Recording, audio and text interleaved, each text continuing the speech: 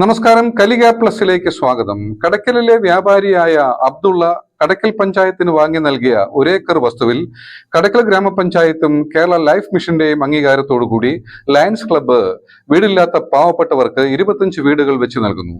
ഇന്ന് കടക്കൽ കോട്ടപ്പുറത്ത് വെച്ച് നടന്ന ചടങ്ങിൽ തദ്ദേശ സ്വയംഭരണ എക്സൈസ് വകുപ്പ് മന്ത്രി AB രാജേഷ് തറക്കല്ലിട്ടു. ക്ഷീരവികസന മൃഗസംരക്ഷണ വകുപ്പ് മന്ത്രി J ചിഞ്ചു റാണി അധ്യക്ഷം വഹിച്ചു.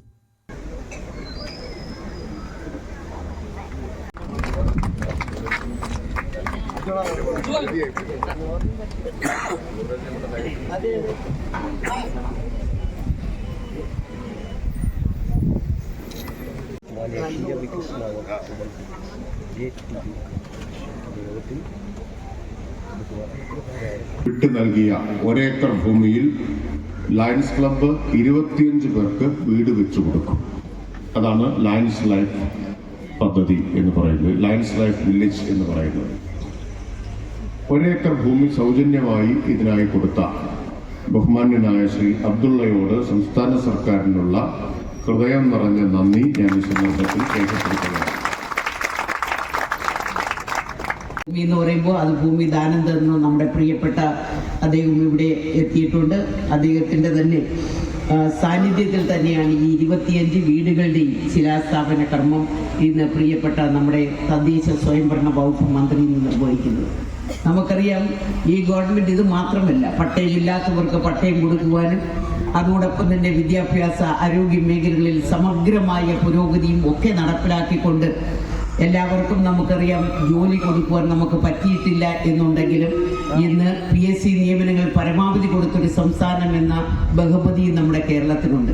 അവിടെയാണ് വിദ്യാസമ്പന്നരായിട്ടുള്ള ഒട്ടേറെ ആൾക്കാർക്ക് സ്വന്തമായിട്ട് ചില പദ്ധതികൾ ആവിഷ്കരിക്കുവാൻ വേണ്ടിയിട്ട് 1 വർഷക്കാലം നീണ്ടു നിൽക്കുന്ന 1 വർഷം വ്യവസായ വകുപ്പ് ഉൾപ്പെടെ നേതൃത്വം കൊടുത്തുകൊണ്ട് സംരംഭക വർഷമായിട്ട് ആചരിച്ചുകൊണ്ടാണ് ഈ കേരളത്തിലെ ഗവൺമെൻറ് മുന്നോട്ട് പോകുന്നത്. 1 വർഷം 1 ലക്ഷം സംരംഭങ്ങൾ എന്ന് കണ്ടപ്പോൾ അത് 1,40,000 സംരംഭങ്ങൾ പൂർത്തീകരിച്ചൊരു സംസ്ഥാനം എന്ന ബഹുമതി കൂടി നമുക്കുണ്ട് എന്നുള്ളത് യാഥാർത്ഥ്യമാണ്. എല്ലാ മേഖലകളിലും മാറ്റം വരുത്തി. നമുക്കറിയാം, ഇന്ന് സ്ത്രീ ശാക്തീകരണം അത് നമ്മുടെ ഇവിടെ തന്നെ നോക്കിയാൽ നമുക്ക് കാണുവാൻ പറ്റും. അത് കുടുംബശ്രീ ആയാലും, അത് മറ്റേ ആശാ വർക്കർമാരായാലും, അത് അംഗൻവാടിക്കാരായാലും, അവരെല്ലാം നമ്മൾ ഇന്ന് ഗവൺമെൻറ് ചേർത്ത് നിർത്തിക്കൊണ്ട് മുന്നോട്ട് പോകുന്ന ഒരു ഘട്ടമാണ്. സ്ത്രീ ശാക്തീകരണ രംഗത്ത് രാജ്യത്ത് പോലും മാതൃകയായി മുന്നോട്ട് പോകുന്ന ഒരു സംസ്ഥാനം എന്ന ബഹുമതി നമുക്കുണ്ട് എന്നുള്ളത് യാഥാർത്ഥ്യമാണ്. വീട് വെച്ച് നൽകുവാൻ വേണ്ടി പഞ്ചായത്തിന് 1 ഏക്കർ സ്ഥലം വാങ്ങിത്തരികയുണ്ടായി.